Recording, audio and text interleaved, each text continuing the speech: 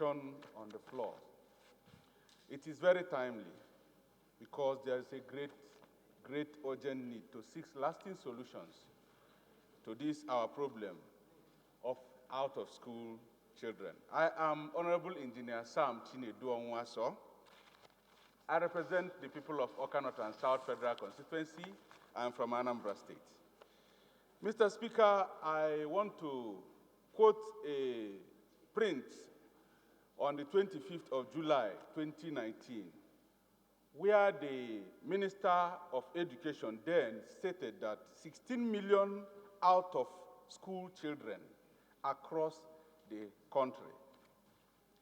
From what has been said here, you can see that we are having data that is not properly collected. And if you look at when we are talking about 13.2, we are now quoting a point where we have 16 million. It is telling us that every day there is increase in the population of out-of-school children. And another point I want to state here is that he mentioned across the country. So it is telling us that there is also need to understand that the problem is not sectional. And thank God, from a lot of speakers this morning, we've heard that it is cutting across Port Harcourt to Maiduguri, Awka to Abakaliki, Nnewi to Abia, Warri to Ilorin. Mr. Speaker, from the clip we saw this morning, we will see that if you look at the age bracket of these children concerned, it is between 5 to 14 years. If you look at the clip, it will show you. Now, academicians and educationists say that that is the critical age at which it is considered as formative years for character molding. Mr. Speaker, if we don't tackle this problem, we will run out of the children that we can be able to control when they grow to adults.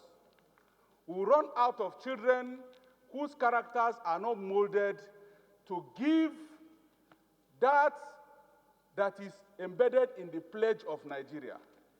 We will run out of children who doesn't understand what it means to stand for the unity of this country because they don't have the basics that it takes to nurture their character.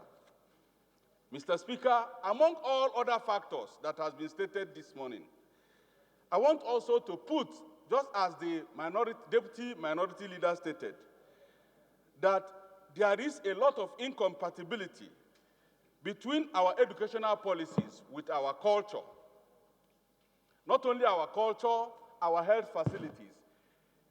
I want to quote him when he said that there is need for us to consider, especially somebody like me who is coming from the eastern part of Nigeria, where we see a lot of young boys who are going for trading apprenticeship. He mentioned it. But I just want to add that there is a need to integrate this economic cultural process into formal education at the earliest possible stage. It is very, very important, Mr. Speaker.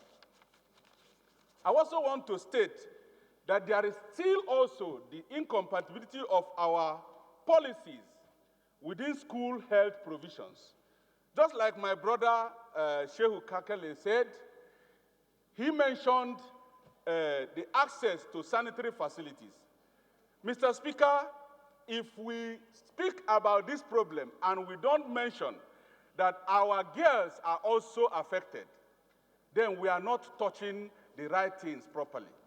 Because if you look at the number we are speaking about, there are still also a number of girls that are engaged in street hawking, and some will end up in the streets of Abuja or Lagos or anywhere doing the other kind of business. God forbid that our children will only depend on that. Mr. Speaker, if we look at this properly and bring our policy to look at this, that our girls will be provided properly for. Because if they don't, there is this circle for every young girl growing, that at that point, she needs a particular way of conducting herself.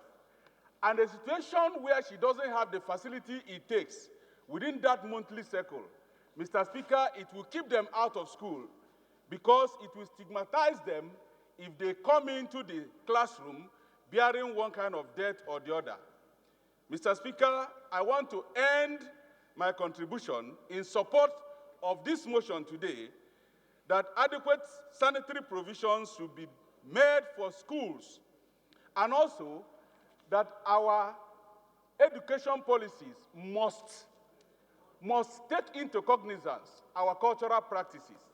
I don't see the need of building schools for the nomadic schools, Mr. Speaker, when we don't put into consideration that the morning to evening aspect of their life is in rearing these cattle, and then they will come into their places of abode in the evening.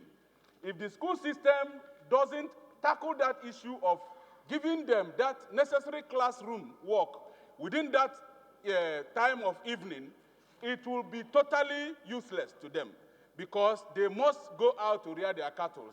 When it is proper, they will do. Thank you, Your Mr. time is Speaker. up, please. Thank you, Honorable.